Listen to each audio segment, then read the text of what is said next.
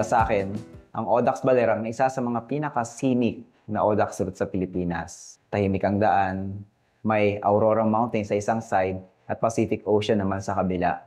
Sino bang hindi may in love? Pero isang babala dahil ang Audax Baler ay isa sa mga pinakamahirap na ruta. Isa ito sa mga may pinakamataas na DNF rate.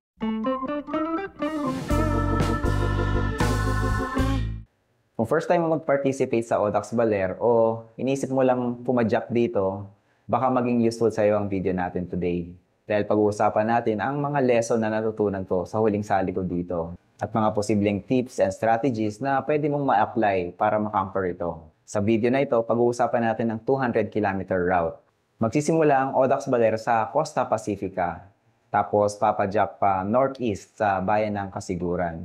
Gaya ng other 200km routes, meron itong tatlong checkpoints. Typically, ang 200km route, ang first checkpoint ay nasa 50, 100 at 150.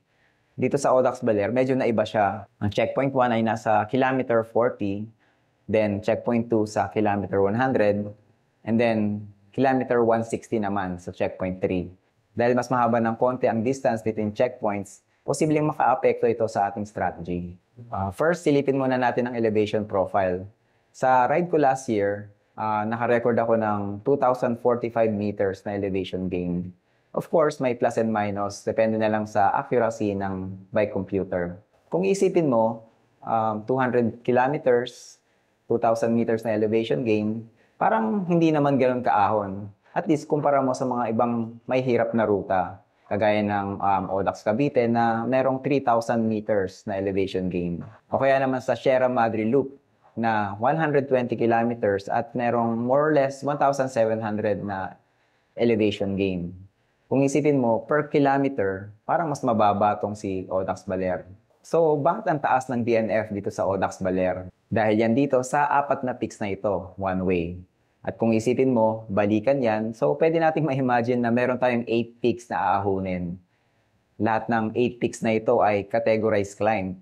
Kung hindi pa kayo familiar sa climb category sa Strava, medyo similar siya sa UCI. Pero ang formula niya ay simple lang. Yung haba ng ahon multiplied by the gradient. Tapos yung resulta nun, ikukumpara sa range of values. At kung saang range na pumasok, yun yung category na kinabibilangan niya. Typically, pag sinabing categorized climb, mahirap siyang ahon. At the lower the category number, mas mahirap siya. Dito sa Audax Baler, 7 of the 8 climbs ay category 4. Tapos, mayroong isang category 3 climb. For comparison, dito sa Audax Cavite, mayroong 11 na categorized climb. Kung ika-count lang natin ay yung buong ahon. 8 dito ay category 4 at 3 ang category 3. Kaya, mahirap talaga ang Audax Cavite. Okay, balikan natin yung checkpoints. So, ang first checkpoint ay nasa kilometer 40. At ang second checkpoint ay sa kilometer 100. 60 kilometers ang pagitan nila. Sa gitna ng 60 kilometers na to, merong 3 climbs na kailangang ahunin. Kung ang nakasanayan mo ay yung typical na hatian ng checkpoints, which is every 50 kilometers, mas mahaba yung segment na ito. At merong 3 ahon na kailangang gawin. So, kailangan mo ring mag-strategize sa pag-fuel mo. To be honest, dito ko naranasan yung worst case of cramps sa pagbabike. Nangyari siya around kilometer 150 bago umahon sa climb number 7. At nakakayaman, pero nagtulak na ako dito sa steep sections. Natatakot kasi ako sa injury at long-term damage. May mabait na nagbigay sa akin sa third checkpoint ng gamot. Pero parang hindi rin siya agad tumalab. Kaya dun sa last climb, nagtulak pa rin ako. Pero sa awa ng Diyos, natapos ko naman siya in 10 hours 48 minutes. At pasalamat ako dahil wala akong long-term injury at damage na natamo. Pero to be honest, na-question ko yung sarili ko after nitong Audax Baler. At going to Audax Cavite, medyo nag-aalangan ako kung sasali ba ako. Kasi baka ma-experience ko na naman yung ganun. Pero hindi naman niya. Na-realize ko rin kasi kung ano ba yung mga mali kong ginawa prior to Audax Baler. Gusto kong i-emphasize ang importance ng pahinga. Ito kasi yung main suspect ko for the cramps and not so good performance. So prior kasi sa Audax Baler last year, nag 600km Audax Subic din ako. And I think 3 weeks lang yung pagitan ng dalawa. And after ko mag 600, tuloy-tuloy lang rin ako mag-train at hindi ako nag-taper down sa Audax Baler. Kaya feeling ko hindi ako fully naka-recover sa 600-kilometer ride. So make sure nag-taper down tayo before the ride. Then sa pang-alibay ko, nag-drive kasi ako from Manila to Baler one day before ng ride. Siguro madaling araw nung Friday, nag-drive ako to Baler, tapos tumating ako ng around tanghali. And hindi ako nakapagpahinga ng maayos nung gabi. Very important ang recovery and rest prior to these events, lalo na sa napakahirap na ruta gaya ng Audax Baler. Regarding sa pag-fuel, itong Audax Baler kasi medyo maraming lugar ang liblib.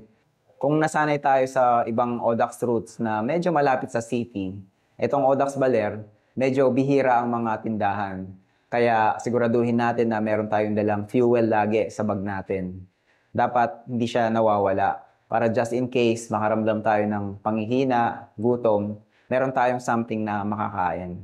Kung meron kang madaan ng tindahan at medyo nag-iisip ka kung hihinto ka ba o hindi, sinasuggest ko huminto ka na kasi hindi natin sure kung gaano kalapit pa yung next na tindahan na madadaanan natin. Sa hydration naman, normally enough na sa akin ng 2 bottles between checkpoints. Pero dahil nga merong 60-kilometer na distance between checkpoints dito sa Baler, samahan mo pa ng ahon in between, baka kulangin yung 2 bottles. So, ang naging strategy ko dito, meron akong dalang soft flask maliban pa sa 2 bottles ko.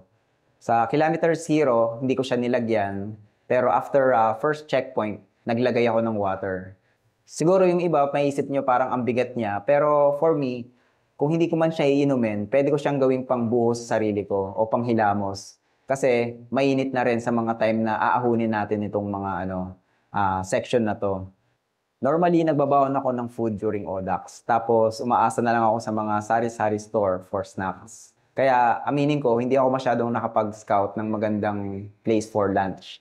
Pero, one thing na sure ako is sa kilometer 100 or sa halfway point, may mga nakita akong karinderya. Pero hindi rin ganun kadami. Matatarik ang mga ahon dito sa Audax Baler. Magsasawa ka sa double-digit gradients. Even yung mga smaller climbs na hindi kasama dun sa 8 climbs na nabanggit ko kanina, pumapalo pa rin ang double-digit gradients. Ang setup ko last year ay 50-34 na chainring at 11-34 cassette. Pero aminin ko, sana may mas magaan pa akong gearing doon. Naalala ko lang, meron akong nakakwentuhan last year and nabanggit niya na may laban dito yung MTB. At nag-a-agree ako sa sinabi niya. Kasi marami rin akong nakasabayang naka-MTB. And actually, meron pang naunang makatapos sa akin. Pagdating sa weight, of course, as much as possible, kung mas maganda ang setup mo, mas maganda. So, kung ano man ang weight-saving strategy ang meron kayo, pwede nyo siyang i-apply. For me, pwede ako maglagay ng lightweight wheels, lightweight saddle, and so on. Pero, ang hindi ko i-compromise ay yung fuel and hydration ko. Kasi for me, yun ang pinaka-important. It could make or break your Audax Baler. Dahil matatarik ang ahon dito sa Audax Baler, ibig sabihin nun, matatarik din ang lusong. At napaka-importante ng mga preno natin dito. So, bago yung ride, dapat inspect natin kung nasa good working condition ba ang mga ito. Tapos, I highly advise na maghinay-hinay lang sa mga lusong. Kasi, meron akong first-hand experience na nakakita ng isang nag-overshoot sa mga lusong dito sa Audax Baler. And fortunately, broken finger lang ang natamo niya. Pero to be honest, it could have been worse. Sa totoo, 1 to 3 minutes lang siguro ang may gain mo per descent dito sa Audax Baler kung aggressive kang lulusong. Kung iisipin mo, minuscule lang yon sa magiging overall time mo. Kayang-kaya mo itong mabawi sa good pacing and sa pag-fuel mo. At to be honest, hindi siya worth na i-risk mo yung buhay mo para sa kakaunting time na to. Kaya mas magandang maghinay-hinay na lang tayo sa lusong at hindi na natin igagamble yung buhay natin para dito. Ayun, sana nakatulong ang video natin ngayon sa pag-prepare nyo for Audax Baler. So far, ang Audax Baler ang pinakamagandang ruta ng Audax Philippines na nasalihan ko. Definitely, uulitin ko ito. Siguro hindi nga lang this year. Tandaan, ang gusto natin ay good memories ang makukuha natin dito sa Audax Baler experience natin. Kaya i-prioritize natin ang safety. Dahil sabi nga nila, this is not a race. So, sa lahat ng lalahok ng Audax Baler, good luck sa inyo. Ride strong and most importantly, ride safe. Bye-bye!